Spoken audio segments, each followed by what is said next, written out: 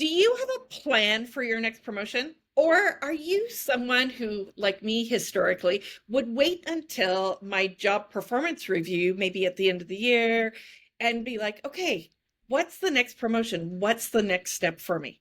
Well, today, top expert Gaby Jordan, CEO of Source Elements Group and president and co founder of Human Better EDU, is going to share with you her strategy on how you can design your promotion path. Gaby, welcome to the show. Thank you. Thanks for having me. Appreciate being here. So, Gaby, as I started off, I was one of these people who historically never thought about my promotional path. I always thought about making sure there was somebody to fill my space, but I never really thought about it. So tell me, why is it important for us to actually put that path together and that plan as we move forward? Well, all of the work that we do is really about designing where you want to go. And being promoted is another element to that. So if you don't design where you're going, the path will take you. There will be a default. And to the extent that you do design it, you really can create your path. At least, it's kind of like one of our friends says, it's kind of like going to the cafe and saying, I'm hungry, but not saying what you want to eat. How is anybody supposed to serve it up to you if you don't actually say what you want? So designing a path is just a much more effective way to go. Now, it may not turn out that it is exactly the way you expect, but at least it has your conscious thinking behind it and causing that result for yourself. I think that's so powerful. And I think that's often in our jobs, in our career. As you said, we wouldn't go into a restaurant and be like, just bring me whatever's on the menu, although I have done that. But we when it comes to our career, these important steps in our life, these important things, what are some of the things we should consider when developing that path to move forward? Well, the first thing I would say is it's important to create a vision for yourself or a dream. What does it look like for you? What is the next step like for you? And starting off with that vision or the dream of what you're doing, and you'll see when, I share what, our gift to your viewers today is really about creating a dream in a way that inspires you and pulls you forward. And so one of the things that's important to know is, if you already know it, where you'd like to go. And if you don't know it, one of the things you can do is start to interview other people who are in positions that you aspire to see what do they like about it? What don't they like about it? What did it take to get there? But really starting off with that dream or vision for yourself makes a difference. I really like that idea of interviewing people in these different positions and seeing that type of thing. Because as soon as you start to do that, you start to create connection and people starting to think about you as a potential fit for that role. So now that I've interviewed some people, what's the kind of the next idea and steps that I would move forward in?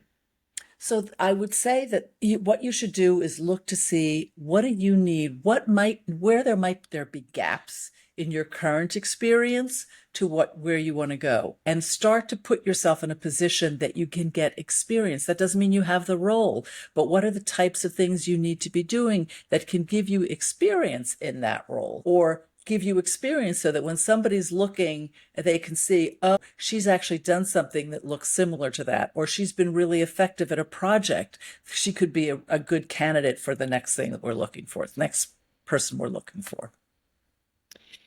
Yeah, that's very true. I know in my career, as I moved up the engineering world, that people would be like, wow, I'm amazed that you've got a bit of this experience and a little bit of this experience. And that combination has been in my best interest to be somebody sought after and asked to move up the corporate ladder. As you coach, because you go in and you coach big organizations and big groups of leaders, what are some of the things that are actually trending in senior leadership that people should really be considering and thinking about in this promotion path?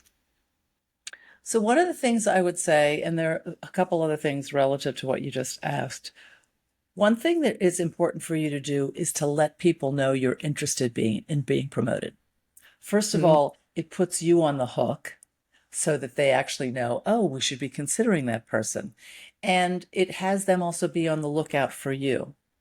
And then another thing that I would say is when you find the gaps of the things that you need, what you ought to do is to put in place opportunities to fill those gaps.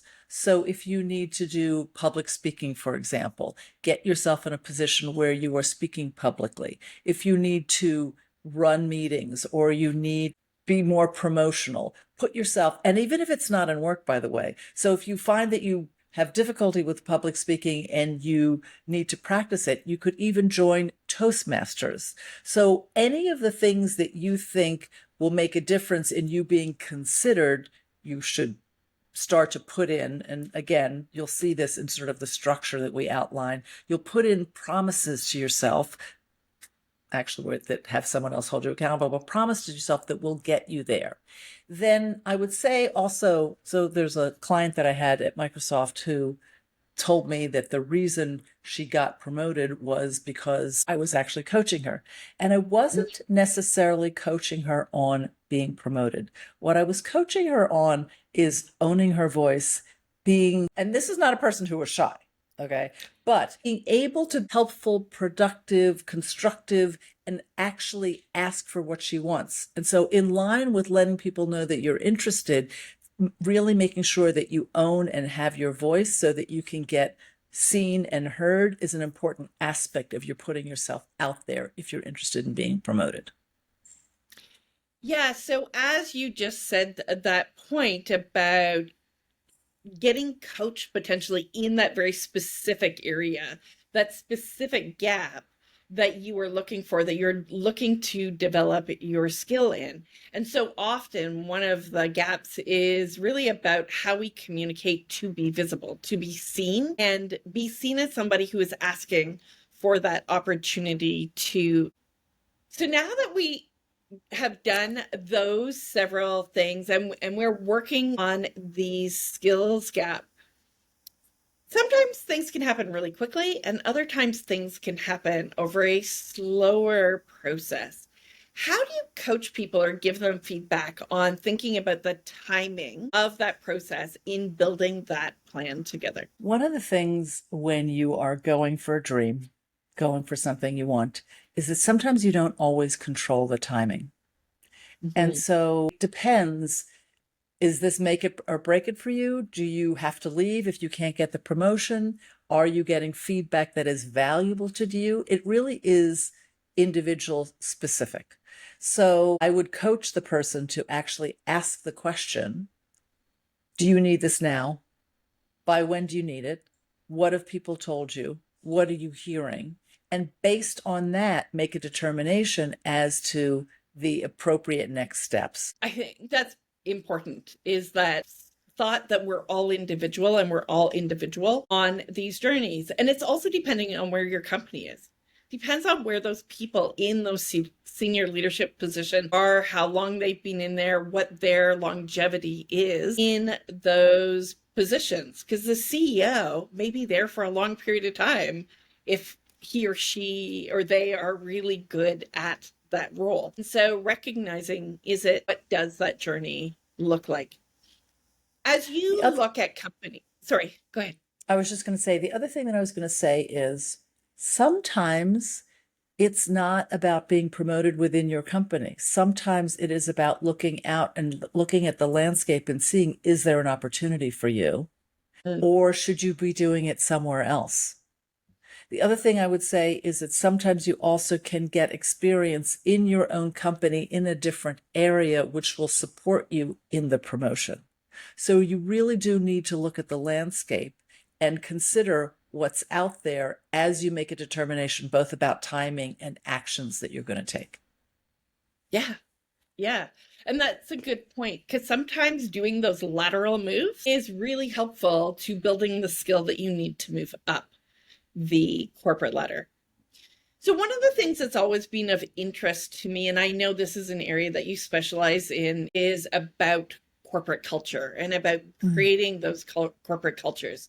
as you look into, as people move up the corporate ladder, part of me feels there's also, is this a cultural fit for me? Or if I'm going to move somewhere else, is this a cultural fit? Are you able to share a little bit more about how do we determine if something's a cultural fit for us? Sure.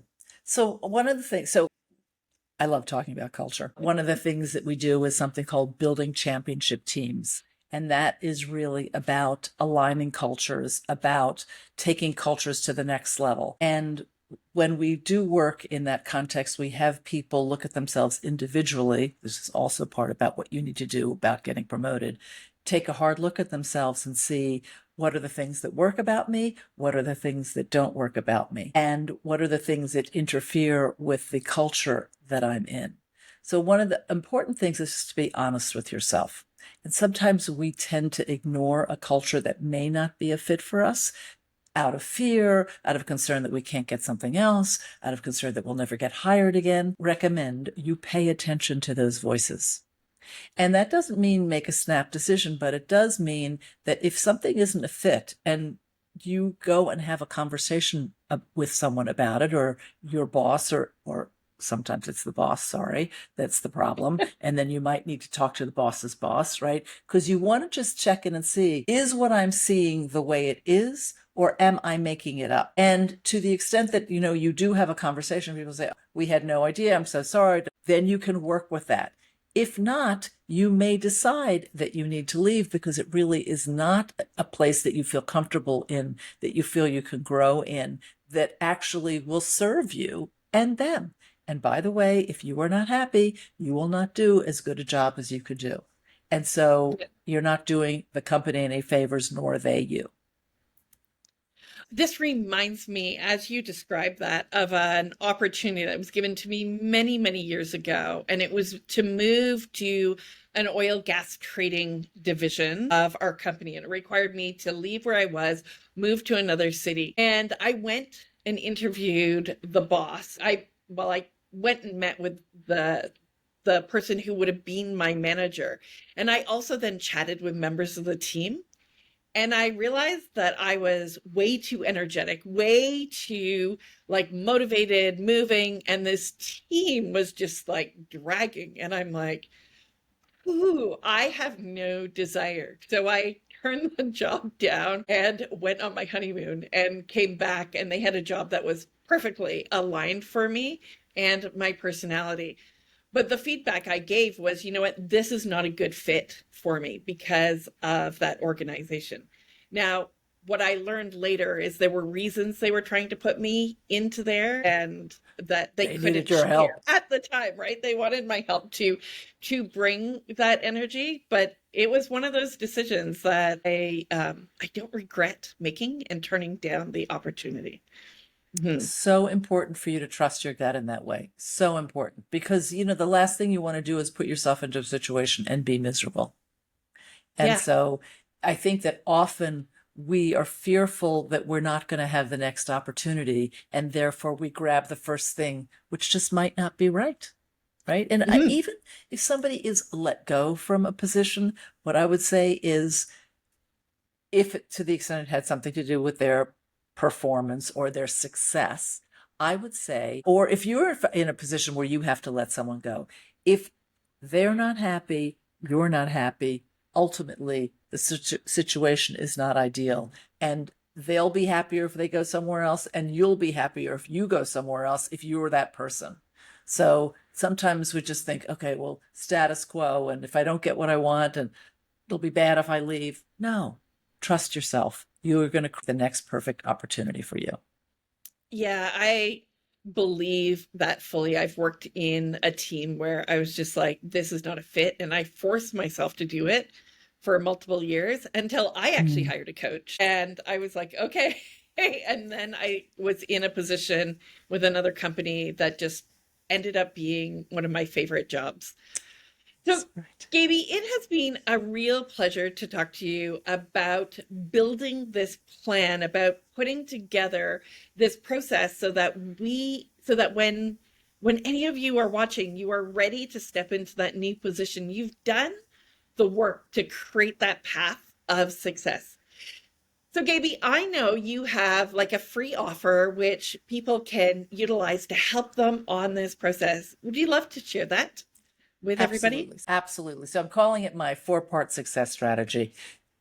Here are the components, which you'll then see. One is actually creating that dream, that goal, being specific about what you really want.